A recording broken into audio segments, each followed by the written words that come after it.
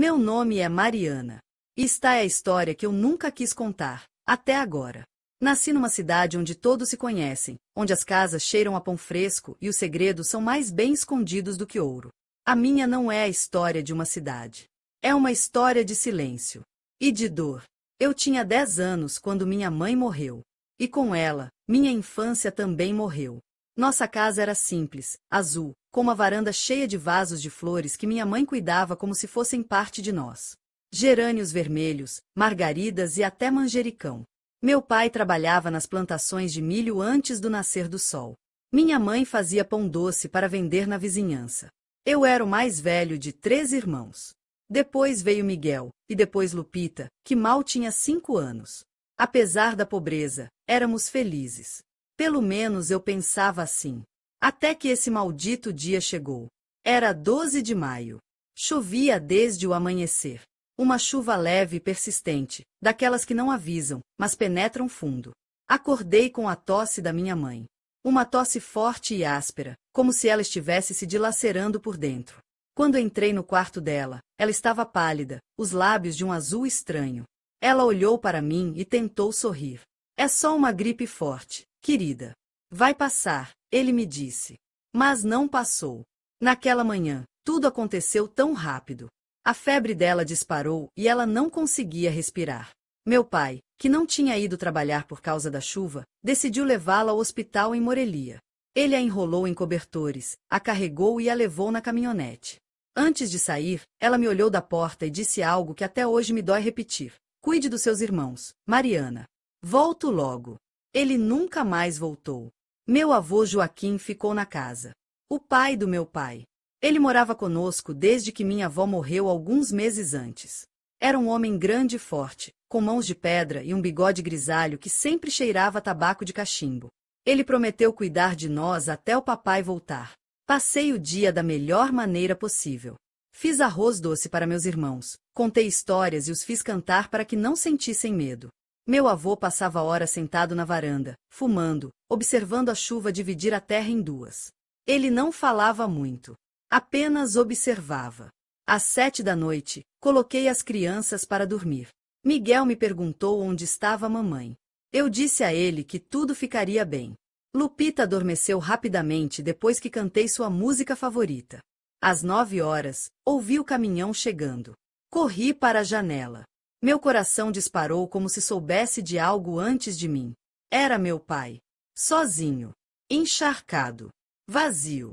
Quando ele entrou, vi seu rosto, e entendi tudo sem que ele dissesse uma palavra. Seus olhos estavam inchados. Parecia que ele tinha envelhecido 20 anos em uma única viagem. Sua mãe não resistiu, filha. Ele conseguiu dizer.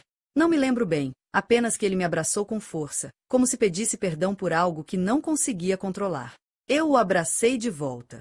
E quando senti suas roupas molhadas encharcarem meu vestido, algo dentro de mim se rompeu. Algo que nunca mais seria o mesmo. Meu avô observava da porta da cozinha. Frio. Imóvel. Vá descansar, Heriberto. Eu cuido das crianças com a Mariana, disse ele, como se tivesse autoridade sobre todos nós. Meu pai subiu para o quarto. Sentei-me à mesa da cozinha, olhando para o nada. A chuva continuava a cair. Meu avô sentou-se à minha frente, servindo-se de uma dose de tequila. Tome um drink, disse ele, empurrando o copo na minha direção. Ajuda a aliviar a dor. Eu nunca tinha bebido álcool antes, mas naquela noite me senti tão vazio, então cedi. Um gole. Depois outro. E mais outro. Não sei quantas tomei. Só sei que o mundo começou a se mover lentamente. Que minha garganta queimava. Que a tristeza me envolveu como um cobertor molhado. Meu avô se levantou e veio até mim. Venha, vou te ajudar a se deitar, disse ele com uma voz estranhamente gentil. Mas ele não me levou para o quarto onde dormiu com Lupita. Ele me levou para o dele. E eu não disse nada. Não entendi. Não reagi. Eu apenas o segui. Eu tinha 10 anos. O que aconteceu em seguida não foi um pesadelo. Foram fragmentos reais que permanecem comigo até hoje. Suas mãos onde não deveriam estar. Seu hálito com cheiro de tequila. O peso do seu corpo. A dor. O medo. O nojo. Agora você é a mulher desta casa, ele sussurrou em meu ouvido. Quando acordei, estava na cama novamente, ao lado de Lupita. Era madrugada. Por um momento, pensei que tivesse sido um pesadelo. Até ver as marcas nos meus braços. Até sentir a dor entre as pernas. Até ver a mancha no lençol. Não foi um sonho. Foi real. Minha mãe estava morta.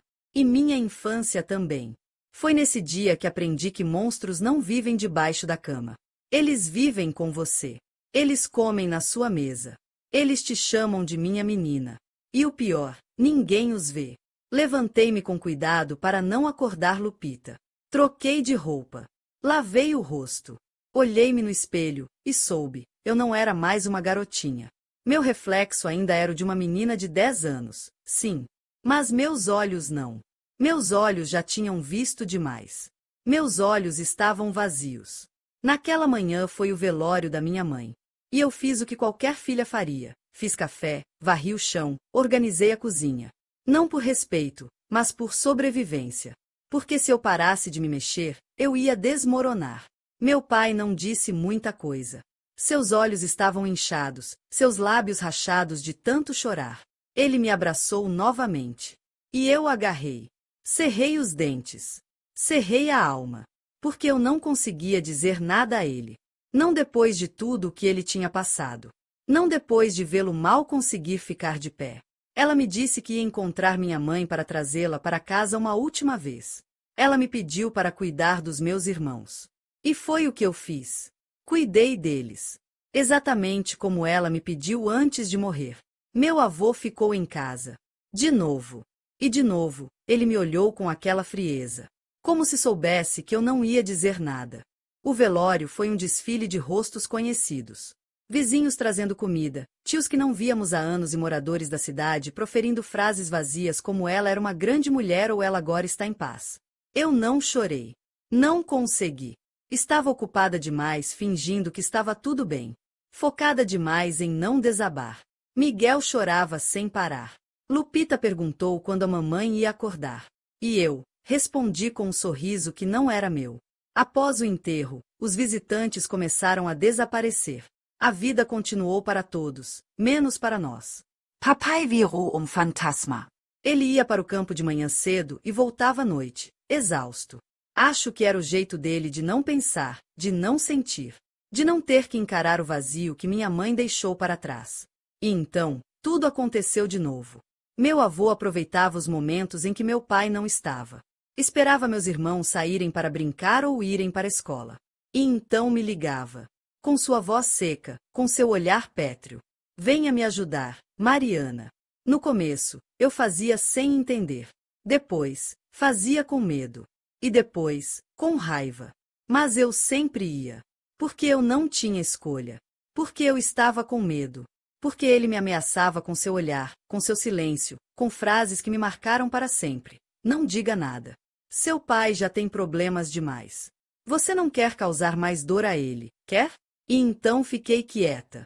Porque eu acreditava nisso. Eu acreditava que se eu falasse, mataria meu pai de dor. Eu acreditava que era minha culpa. Semanas se passaram. Depois meses. E cada vez que ele me tocava, eu ia embora.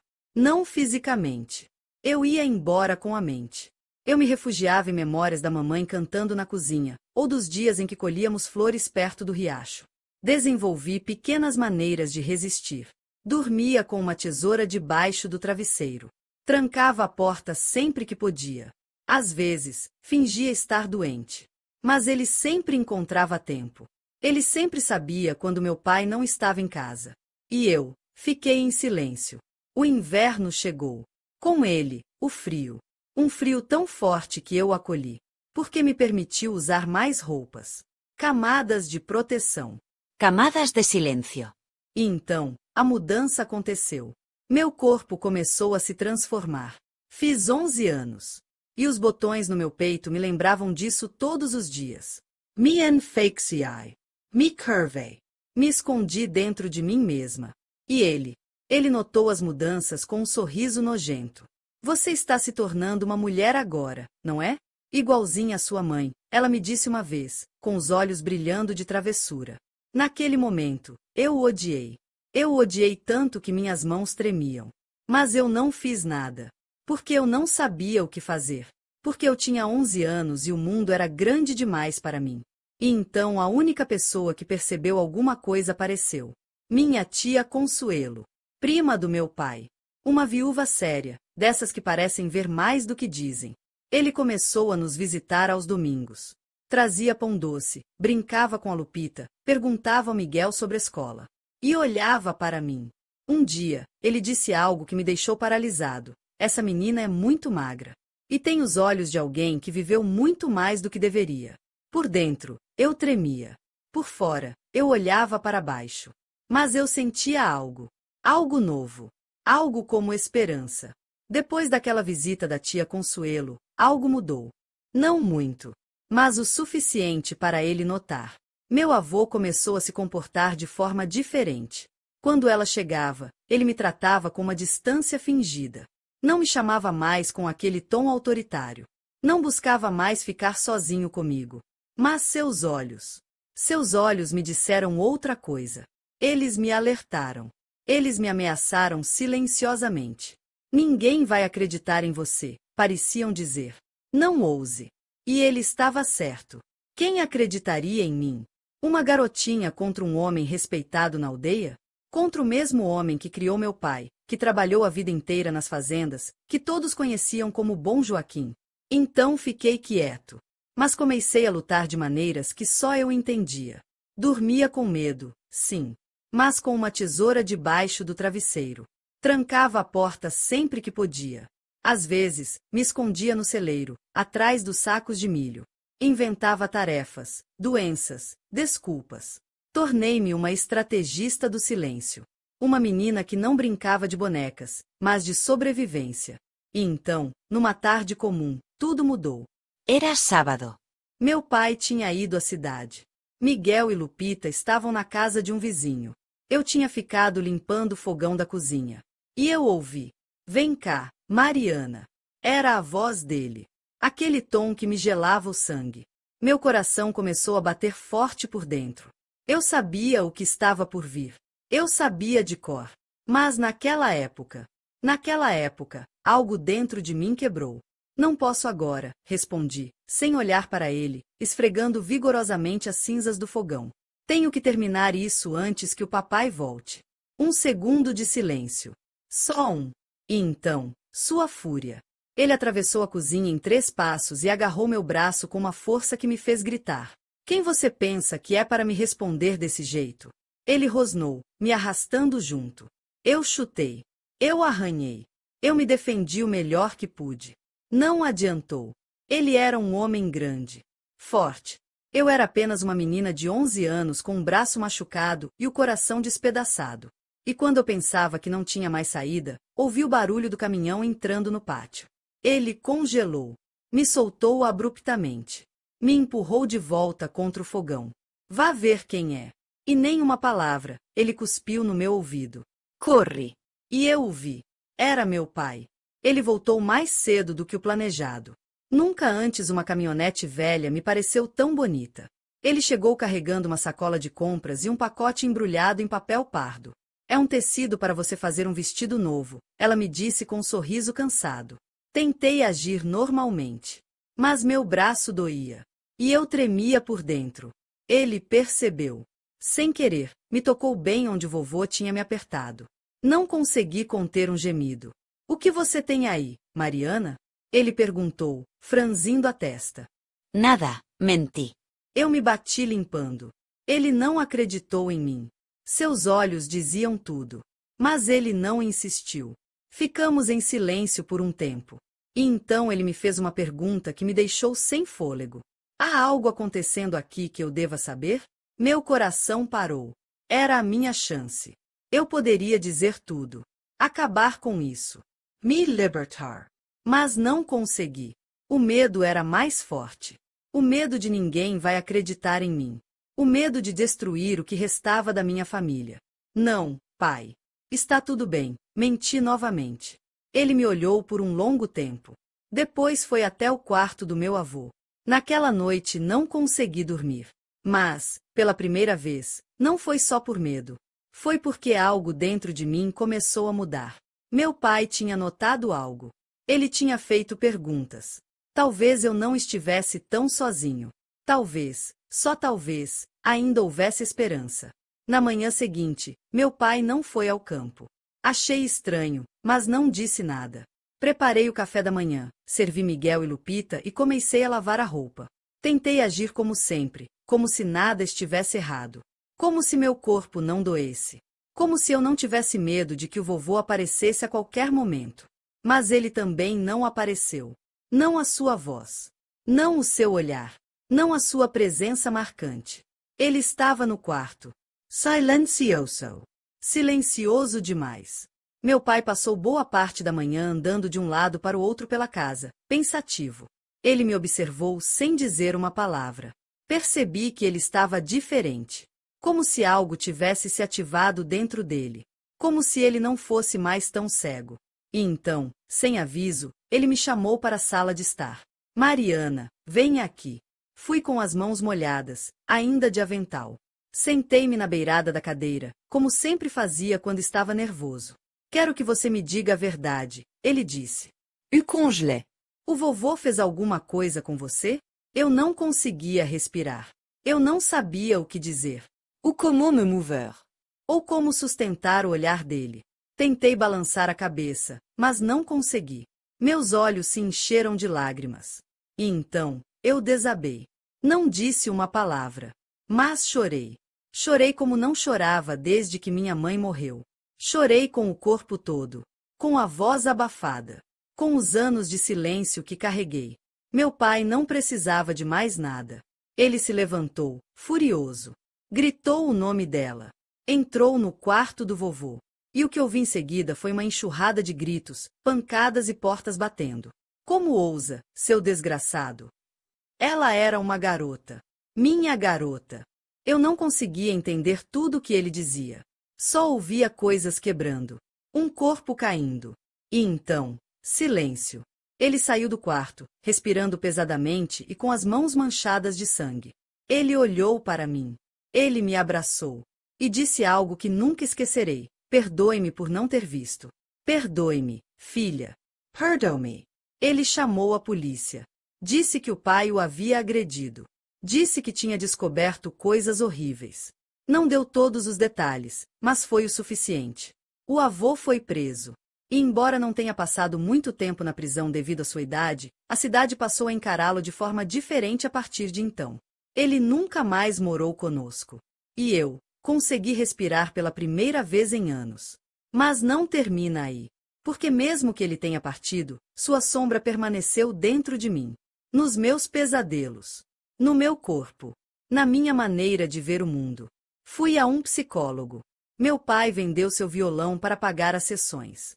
Eu não falava muito. Só ouvia. Desenhava.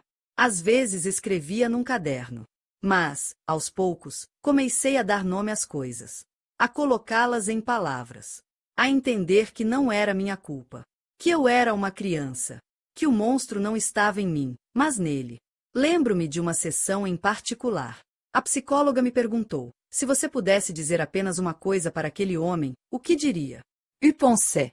E escrevi, você tirou minha infância, mas não vai tirar meu futuro. E então comecei a me reconstruir. Não foi fácil, nem rápido, Nem bonito. mas era real. Houve dias em que odiei meu corpo, outros em que não conseguia me olhar no espelho, e outros em que queria voltar no tempo, para quando minha mãe era viva, para quando eu não sabia que a maldade podia correr no sangue. Mas toda vez que eu caía, eu pensava na Lupita. No Miguel. No meu pai. Eu estava pensando em mim. Na garota que sobreviveu. E ele me disse, você ainda está aqui. Eu cresci. Mas não como as outras meninas. Enquanto meus colegas de escola falavam sobre o primeiro beijo, músicas e sonhos de 15 anos, eu estava aprendendo a dormir sem medo. Eu não gostava de abraços. Ou de ser tocada no ombro por trás. Eu tinha dificuldade em confiar em qualquer homem. Mesmo nos bons. Na escola, eu tinha fama de ser estranho, quieto, distante. E eu era. Porque meu mundo era diferente. Eu não vivia na mesma realidade que eles. Eu carregava algo que você não pode ver, mas que pesa mais do que uma pedra no meu peito. Às vezes me perguntavam se eu tinha namorado. E eu respondia que não queria saber. E era verdade. O amor me parecia um luxo para aqueles que não tinham sido traídos por alguém que o chamava de minha garota enquanto destruía suas almas. Mas também houve coisas que me salvaram. Escrever, por exemplo. Minha psicóloga me deu um caderno com capa de couro. E ela disse: aqui você pode gritar sem que ninguém te cale. E eu gritei. Gritei em cada página. Com palavras que não ousei dizer em voz alta. Com desenhos. Com memórias. Com fúria. Escrever me devolveu o poder. Devolveu-me a voz que me fora roubada. E também, acredite ou não, cantar. Minha mãe costumava cantar enquanto cozinhava. E um dia, sem pensar, comecei a cantar uma de suas músicas enquanto varria o quintal. Meu pai me ouviu da cozinha. Ele saiu silenciosamente. E me abraçou por trás. Era assim que você cantava quando era pequena, ela me disse. E ele chorou. Nós dois choramos. Não falamos do vovô. Nunca mais. Não havia necessidade. Mas naquele abraço, eu sabia que ele também estava se curando. À sua maneira. Com sua dor. Com sua culpa. E pouco a pouco, começamos a viver novamente. Não para esquecer. Nunca. Mas para viver. Lupita cresceu sem nenhuma lembrança do que aconteceu. E ela me fez prometer que, quando ela fosse mãe, eu a ajudaria. Miguel, por sua vez, tornou-se um jovem forte e protetor. Um dia, ele me disse: não sei o que aconteceu, Mariana, mas obrigado por cuidar da gente quando a mamãe foi embora. E isso foi o suficiente. Aos 17 anos, candidatei-me a uma bolsa para estudar serviço social. Não achei que fosse ganhar, mas ganhei. E eu deixei a cidade. Pela primeira vez, saí sozinha. Sem medo. Com uma mala cheia de cadernos, roupas usadas e a promessa de começar uma nova vida. Lá, na cidade, aprendi outras histórias. Outras mulheres destruídas. Outras meninas que passaram por situações parecidas com as minhas. E então eu soube que eu não era a única. Que a minha história era uma entre muitas. E que, se eu sobrevivesse, não seria apenas para permanecer viva, mas para ajudar outros a romper o silêncio. Comecei a trabalhar com meninas em situações de abuso. Li minhas histórias para elas. Conversei com elas por experiência própria. Disse-lhes, com firmeza, não foi culpa de vocês. Nunca foi. E eu vi como suas almas se abriram um pouco. Como eles respiraram novamente. E então eu entendi. Minha ferida era minha força motriz. E minha história não era uma condenação. Era uma ponte. Hoje tenho 34 anos. E embora muitas pessoas me vejam sorrindo, cantando, escrevendo livros infantis, coordenando programas para vítimas de abuso, poucos sabem de onde eu venho. De que escuridão eu surgi. Há alguns anos, fui convidado para dar uma palestra em uma universidade. O tema era autoaperfeiçoamento. Perguntaram-me se eu queria compartilhar minha história. Hesitei. Estava com medo. Senti aquela menina de 10 anos trancada dentro do meu peito novamente, querendo se esconder de novo. Mas algo dentro de mim me dizia: você não está mais sozinha. Você não é mais aquela garotinha. Agora você escolhe. E eu escolhi contar. A sala estava lotada. Estudantes, professores, mulheres, homens, mães com filhas. Comecei dizendo: meu nome é Mariana. E por anos vivi com medo. Meu avô abusou de mim quando eu tinha 10 anos. E ninguém sabia, até que alguém acreditou em mim. Houve silêncio. Silenzio denso. Do tipo que não te afoga, mas te escuta. Contei tudo. Sem detalhes sórdidos. Com dignidade. Com a verdade. Quando terminei, uma jovem se aproximou de mim chorando. Ela tinha 19 anos. Ela me abraçou e disse: obrigada por compartilhar isso. Agora sei que não sou louca. Que o que aconteceu comigo também foi real. E então eu soube que tudo valeu a pena. Que cada lágrima, cada pesadelo, cada palavra escrita no meu caderno, fazia parte de algo maior. Eu não apenas sobrevivi. Tornei-me uma voz para aqueles que não podiam falar. Às vezes sonho com a minha mãe. Nos meus sonhos, ela está sempre sentada na cozinha, cantando. Ela sorri para mim. E diz: você se saiu bem, meu amor. Você se saiu bem. E então acordo com minha alma um pouco menos quebrada. Nunca mais vi meu avô depois que ele saiu da prisão. Ele morreu sozinho, em um hospital rural, sem ninguém para buscá-lo. Não fui ao funeral dele. Não levei flores. Não escrevi cartas para ele. Não o perdoei. E está tudo bem. Nem todas as feridas se curam com o perdão. Algumas simplesmente se curam com o tempo, a distância e a verdade. O que eu fiz foi me perdoar. Perdoe-me por ficar calado. Por me sentir sujo. Por acreditar que a culpa era minha. Por que não era? Nunca foi. Hoje, toda vez que uma garotinha me olha com aqueles olhos de terror escondido, eu me abaixo, pego sua mão e digo: você não está sozinha. Eu também passei por isso. E eu estou aqui. Porque às vezes, o que uma pessoa quebrada mais precisa é saber que há alguém que sobreviveu antes dela. E se essa história puder ajudar ao menos uma pessoa a quebrar o silêncio, a se curar, a gritar, a entender que merece viver sem medo, então tudo isso valeu a pena.